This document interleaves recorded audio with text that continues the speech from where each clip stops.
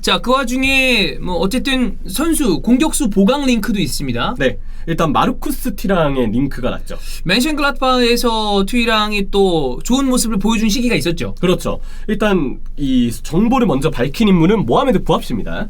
어쨌든 모하메드 부합 씨는 또 이야기의 신뢰도로 봤을 때는 언제나 항상 상위에 있는 사람이죠. 네, 그렇죠. 그러다 보니까 조금 이제 신빙성도 얻게 되는데 네. 부합 씨는 마르쿠스 티랑은 이번 여름 보루시아 멘션글라드바흐를 떠날 예정이다. 선수는 현재 토트넘과 대화 중이며 토트넘은 그를 우선순위로 생각하고 있다.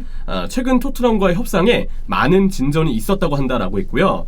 원래 바이아웃 조항이 있었습니다. 바이아웃 조항이 그 3천만 유로 가량 있었는데 이게 만료가 됐대요. 그래서 지금 최근에 들려오고 있는 뉴스들을 좀 종합해서 보면 지금은 바이아웃이 없는 게 사실상 맞는 것 같거든요. 그러면 그 얘기됐던 금액보다 조금 높게 형성이 될 가능성이 있겠네요. 그렇죠. 일각에서는 뭐 4,500만 유로의 바이아웃 얘기도 있는데 이거는 시기가 지금이 아니고 뭐 내년, 내후년 이렇게 발동되는 조항이 있다라는 이야기 기사들도 있긴 하더라고요. 근데 그건 이제 사실 계약서가 막 나오기 전까지 우리가 잘 알기가 어려우니까 확정할 수 없는 거니까. 예. 근데 지금 들려오는 얘기를 종합해보면 바이아웃은 없다고 보는 게 맞는 것 같고 현실적으로 기사에서 다뤄지는 이적료는 그래서 3천만 유로보다는 조금 더 센 위쪽 3천에서 4천만 유로 사이의 이적료 정도가 지금 예상이 된다고 합니다. 네.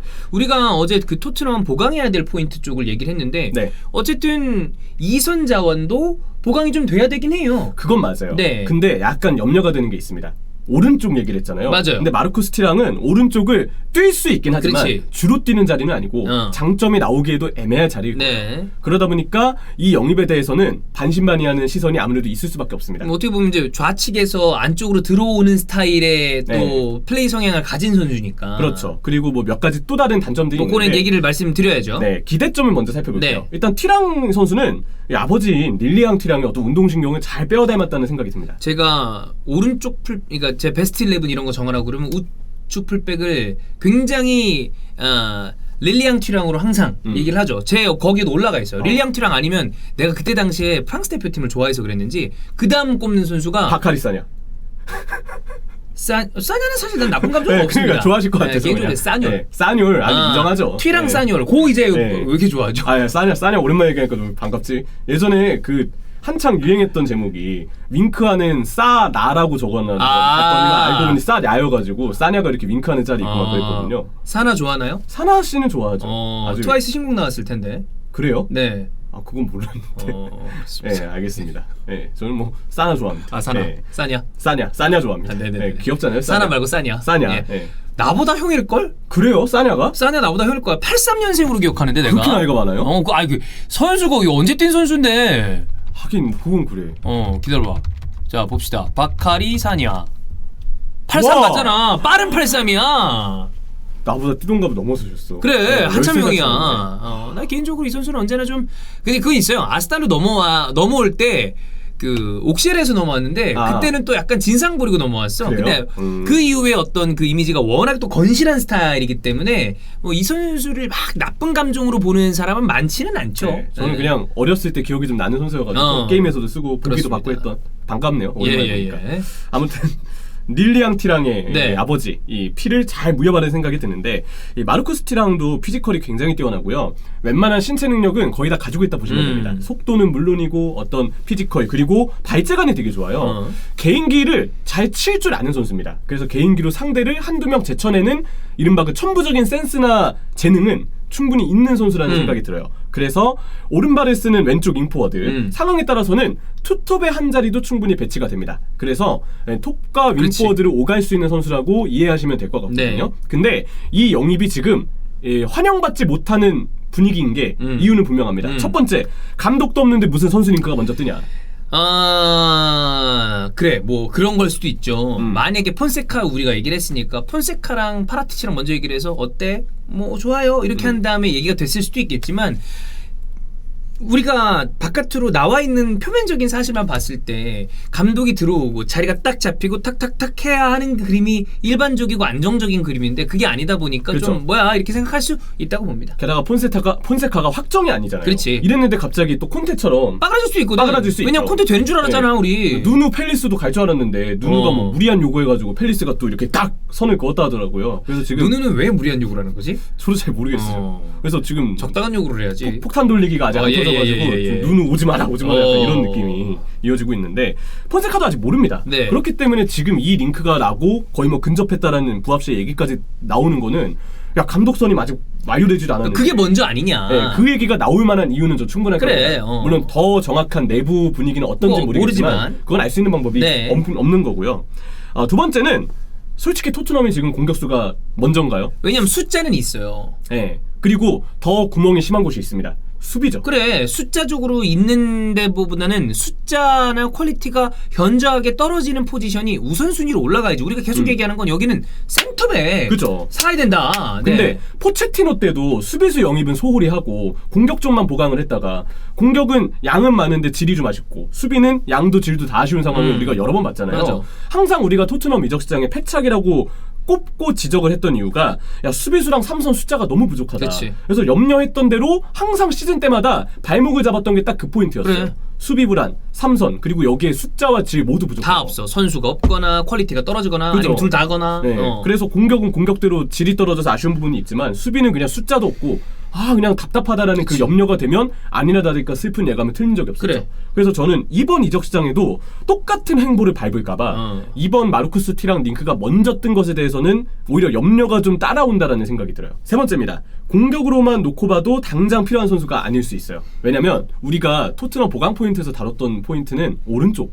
그렇지. 네, 항상 토트넘의 발목을 잡고 있는 문제는 손흥민 선수가 있는 반대쪽 오른쪽입니다. 왼쪽은 일단 확실한 주전이 있잖아. 손흥민이 확실한 있으니까. 소니가 있기 때문에 네. 일단은 우측. 그쵸. 그래야 저 밸런스가 맞을 거 아니야. 그래서 이 오른쪽 윙포워드 링크가 나야 되는데 마르쿠스 티랑은 그 자리를 뛸 수는 있죠. 그래, 근데 기본빵은 원래 이 선수가 중앙 내지 왼쪽 이렇게 네. 가는 왼쪽 중앙 요쪽이잖아. 그쵸? 그리고 중앙도 사실 지금까지의 어떤 활용 패턴을 보면 투톱에만 한정되어 있는 게 맞아요. 그래서 그 부분도 좀 생각을 해야 되는데 이미 오른발 왼쪽 윙포워드 성향의 선수는 손흥민이 있고 지금 토트넘에는 라멜라를 일단 내보내는 걸 목표로 해야 되고 베일 임대 복귀했죠. 레알 마드리드로 일단 가 있습니다.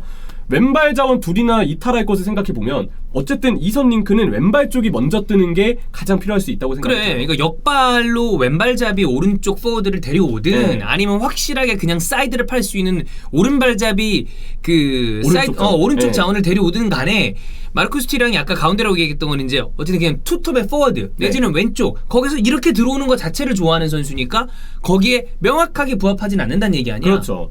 물론 이제 뭐 투톱을 쓸 생각이 있는지는 모르겠어요. 근데 이건 진짜 모릅니다. 왜냐면 감독이 아직 안 왔잖아요. 아니 그리고 투톱을 쓴다 그러더라도 케인이 잔류한다 손 쳤을 때 그러면 쏜 케인이야. 그렇죠. 그리고 난 다음에 왼쪽에 세울 수도 있겠는데 뭐 그러면 또 어떻게 뭐 4-4-2 할 건가? 뭐 네. 그러니까 그림이 안 그래서 아까 처음에 얘기했던 것대로 감독이 누구냐? 그쵸. 어떠한 전술을 세우고 그 다음에 데려올 것이냐?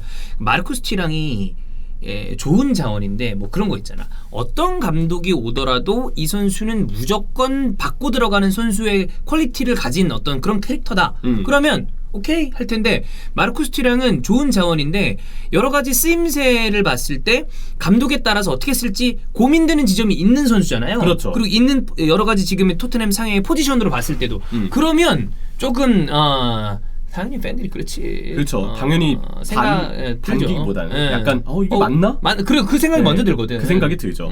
그래서 저는 티랑이 오더라도 어쨌든 오른쪽 윈포워드 보강은 또 해야 된다는 점에서 이 자리가 당장 필요한 자리는 아닐 수 있다. 이 얘기를 좀 하고 싶고 네 번째 이유는 에이전트가 라이올라입니다.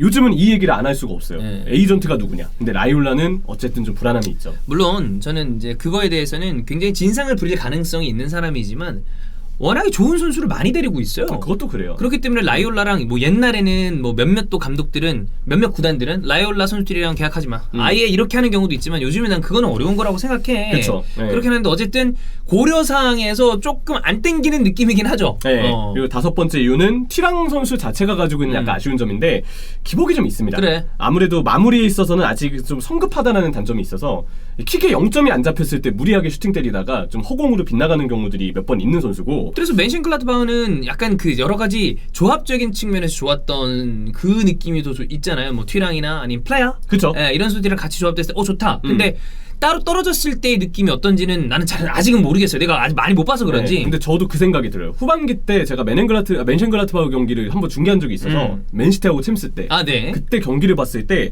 플레아랑 벤세바이니가 벤세바이니 부상으로 빠져있던 기간이 네. 좀 있었어요. 벤세바이니 왼쪽 풀백, 플레아는 이제 원톱의 네. 주전이죠. 이 두 선수가 빠져있으니까 파트너가 공간을 만들어주지 못하면서 마르쿠스 티랑도 약간 플레이의 갈피를 못 잡는 느낌이 들었었어요. 물론 이 시기는 로제가 도르트문트 오피셜이 나고 그렇지. 약간 이제 벤치에서 혼자 가만히 이러고 앉아있던 그 시기랑 겹쳤기 때문에 생각을 해야 되겠지만 그런 상황을 감안을 해서 보긴 봐야 되는데 어쨌든 네. 토트넘에서도 그런 불안 요소를 가지고 있을 수 있는 거니까 그쵸. 이 선수는 좋은 선수이지만 지금 과연 우선해서 데려와야 되는 선수인지 네. 예. 빨리 감독부터 데려야 그래. 되는데 맞지 않나. 네. 그렇습니다. 어쨌든 이 선수는 저는 재능만 놓고 봤을 때는 충분히 좋은 자원이니 링크나는 게 나쁜 건 아닌데 우선순위로 좀 생각을 할 필요가 있다. 그렇죠. 수비수가 먼저 아니냐. 음. 예.